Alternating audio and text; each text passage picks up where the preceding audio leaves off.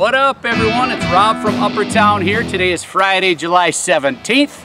I hope you're surviving the pandemic and making do okay. It's time for a little tour of our organic garden, okay? Follow me. First stop. These are cucumbers. We've been making pickles out of them. Let's see if we can't find one. We just picked them this morning. But here they are. Pick this one up. Here you go. Have a cuke. It's a pickle. It's a pukicle. Okay, second stop. This is our sweet corn, and I bent these over with the hose this morning, so I just ruined them. And you see the three amigos out there? Those are the three surviving members of the first planting. What happened was, I believe, I effed up and planted too early, so only three of them came up, so I had to replant. That's why these are so small, but this is sweet corn. And if we want to maybe follow me in here, here's a lone cayenne plant, but it looks like it's producing. And a lot of weeds in here, and believe me, I weed every day. These sickly looking tomatoes right here, these are Principe Bourghese. I started everything from seed, by the way. Everything started inside from seed. And it's a good thing I quit smoking weed, because I used my indoor planting stuff for vegetables this year instead of weed. Just kidding. These are Principe Bourghese tomatoes, and they're smaller, and what we're going to do with these is make paste and some sun-dried tomatoes, and we'll jar those up.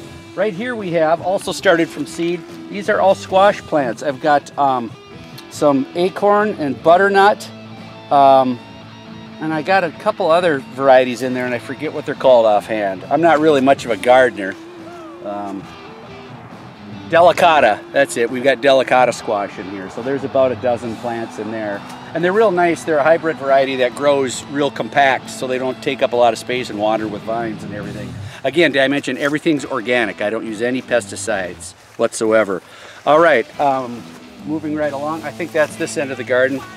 Let's do the tomatoes right now. Follow me.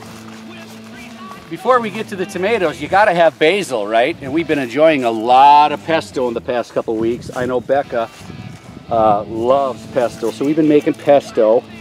And then behind the basil here, these are Roma tomatoes in these cages. I've got a total of 41 tomato plants, and about 30 of them are Romas. Here's my prize plant. Check this out, just loaded with Romas. It's gonna be a little bit. But if you go down the line here and check them out, I ran out of cages, so then I went to stakes.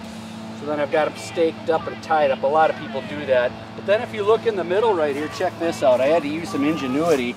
I ran out of stakes even, so I took a aluminum extension ladder and laid it on some cinder blocks, and I've got some Romas. It's supporting them. It's actually working pretty well, but a lot of people, you might wonder, why do I have red plastic down? I don't know why, but it's for tomatoes, and I guess the color spectrum, the red, transfers energy to the tomato plants. Again, I don't know what I'm doing. I just YouTube everything. So those are my tomato plants. Here's where we get weedy and needy and a little bit greedy. These are green beans. We've harvested these, I think, 4 or 5 times, and we're all put up for the winter. We've got probably 20 bags of frozen green beans, and we've been eating them till they're coming out our ears, literally. But now, don't judge about the weeds. What happened here is that, well, I had garlic right here, and that's already been harvested, but the weeds are coming up through my rabbit-proof fence, so I can't pull them. So we got a lot of weeds stuck in here, and that happened down by my brassicas too. But so I harvested garlic. It's right there. We got about 75 heads of Northern Premium white garlic. These are copra onions from Dixondale Farms in Texas. Shout out to Dixondale. We got a weak crop of carrots this year. We had a torrential rainstorm that washed out a lot of my seed. Probably the #1 star of the game this summer has been Swiss chard. We've been using it just like lettuce, making a lot of salads out of Swiss chard. And the good thing about Swiss chard over spinach, which we had right here, the spinach bolts. You can't really keep up with it, and it bolts. This doesn't.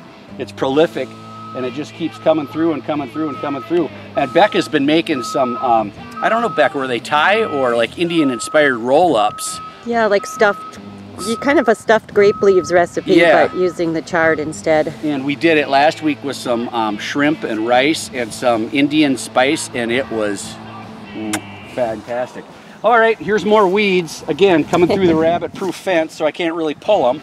But inside here, let's start with the broccoli, which is failing me this year. And what happened, I bought this rabbit-proof fence because rabbits ate all of my cabbage and broccoli, so I had to start all over again. And the broccoli plants are doing great, but they're not forming heads, so we'll see. I trimmed them all yesterday, but we can live without broccoli. I think we'll have some. It'll just be in the fall. Here's another cayenne plant, doing really well. This row, bell peppers, they're doing great. This row, sweet banana peppers, and you can see them if you step over here. They're doing great. Yeah, in the middle row, you see the sweet banana peppers in there? You can get a better shot down here maybe. But these are these are California wonders, and you can see they're starting to form little bell peppers. See, here in Minnesota, we might be behind a lot of you folks. I think we're zone 4, so we get a little bit later start. Kind of a hodgepodge of plants here. Here's another little cayenne plant, and I had an extra. Again, I started all this stuff from seed inside. Everything. I didn't buy one plant this year. Everything from seed. A cabbage this is a second planting because, like I mentioned, everything. Some of these bigger cabbages survive the rabbits and deer, but some of the little ones, they've really rebounded nicely. I just sprayed them organically with neem oil this morning because you can notice some of the leaves have been chowed on by cabbage moth caterpillars. That's what the damage is. First I thought it was slugs, but no, it's cabbage moth caterpillars. And there's some nice bells in there and some nice banana peppers. But yeah, everything's doing great. Everything's doing great. We got more plants down there in that weed pile down there. I've got another 35 squash plants, but we'll put everything up. We'll freeze and can everything. I just bought 6 or 7 dozen jars yesterday from Tractor Supply. Hey, there's Presley up on the deck. Hey, Presley, wave. We're making a YouTube video for all your fans. And you see that camper right there? We planned on going out on the road and supporting our album Creeps room with that, but we got it set up in the yard because we kind of use it as a place to hang out in the evenings and cool off. Well, I hope you enjoyed the tour of the garden. Make sure you check out our new album, Creeps Room. It's our debut. You can find it on iTunes, Spotify, Amazon Prime, and we're in your fine grocer's freezer. And there goes Presley having a meltdown. I don't know why. Yeah. It's not fair. Yeah, not fair that we're making a YouTube video without her. But check out Creeps Room. Hope you guys are staying safe. Have a great day. We love you. Someday we'll see you out there. Peace out.